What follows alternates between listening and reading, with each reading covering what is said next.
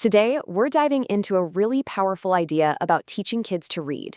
It's a philosophy from educator Sean David Taylor that basically argues modern education has kind of lost its way. It's all about putting the heart back into literacy. So let's break down what that actually means and, why it matters so much. I mean, this quote really gets right to the heart of it, doesn't it? The argument here is that in our big push for standardization and, all those measurable results, we've basically squeezed the life out of learning. We've lost something absolutely essential, a child's natural joy and curiosity. And listen, this isn't just some abstract complaint. It has very real and frankly very troubling consequences for millions of kids. And here's what those consequences actually look like. Just let this number sink in for a second. Fewer than 1 in 3 American fourth graders can read proficiently. That is staggering. The source material even calls it a catastrophic failure. It really suggests that the system as it is right now is failing the vast majority of our kids. So the big question is, how did we get here? Where did we go so wrong? Well, that question leads us right into our first major theme, what's being called education's lost soul. See, the problem is that reading instruction has become so scripted and pre-packaged. The focus has completely shifted away from the child and onto, believe it or not, compliance. Our kids, our learners, are literally being turned into data points. I mean, just think about it for a second. When you hear schools talk about fidelity to a program, what they're really doing is just checking a box. They're checking if a teacher followed a script. They're not asking the most important question, did a child actually connect with the story? Did they feel something? It really comes down to this. We're measuring pages covered, not hearts opened. The system is prioritizing the process over the actual, messy, wonderful human experience of learning. Okay, so if that's the problem, what's the solution? Well, this brings us to the absolute core idea of this whole philosophy, and it's a big one. It's that truly effective reading instruction. It's not about choosing this method over that method. It's about combining two things that are absolutely essential, the science and the soul. And this breakdown right here, this is the key to everything. Think of it like two halves of the same coin. On one side, you have the science. This is all the technical stuff, the mechanics of how the brain actually learns to read. We're talking systematic phonics, decoding, all that good stuff. But then, on the other side, you have the soul. And that's the why. Why would a child even want to read? That's fueled by story, by joy, by curiosity, by laughter. And here's the most important part. You absolutely cannot have one without the other. They are completely and totally codependent. A perfect way to visualize this is something called the reading rope, developed by Dr. Hollis Scarborough. It's brilliant. It shows us that skilled reading isn't just one thing. It's actually two main cords that have to be woven tightly together. So you've got word recognition, that's your science half, all the decoding and phonics. Then you have language comprehension, that's the soul, the part that's all about background knowledge, vocabulary, and really understanding what it all means. For a child to become a strong, skilled reader, they have to weave these two cords together, strand by strand, until they form one single, unbreakable rope. Okay, so let's dig into that science half of the rope for a minute.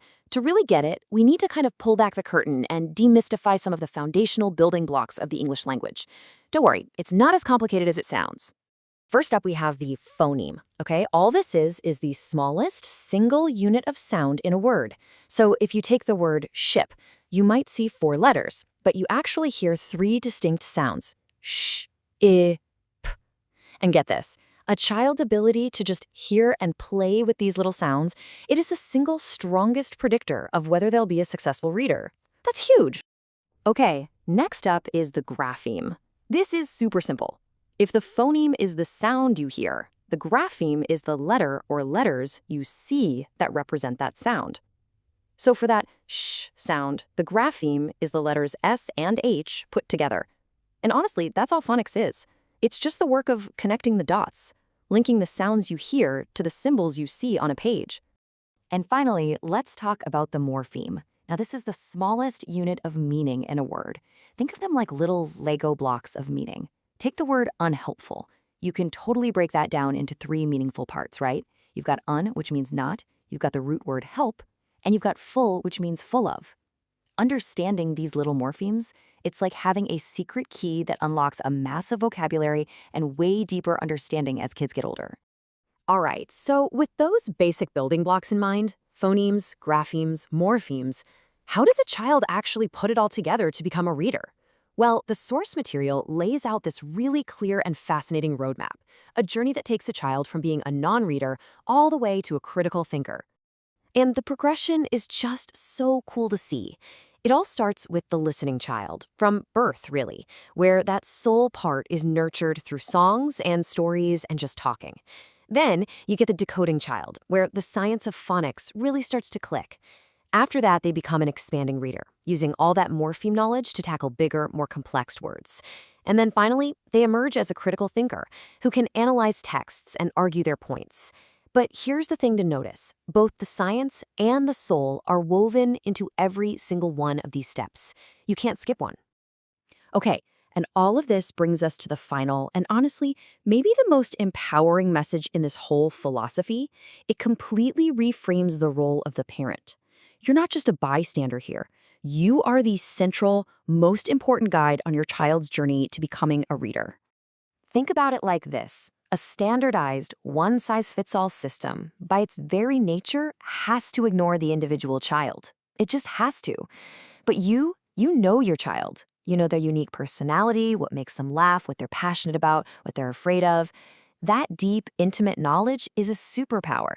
It makes a parent the most powerful and effective teacher a child could ever hope to have. And that really leads us to the final, powerful idea here. This whole incredible journey into literacy, it doesn't require some fancy classroom or expensive program.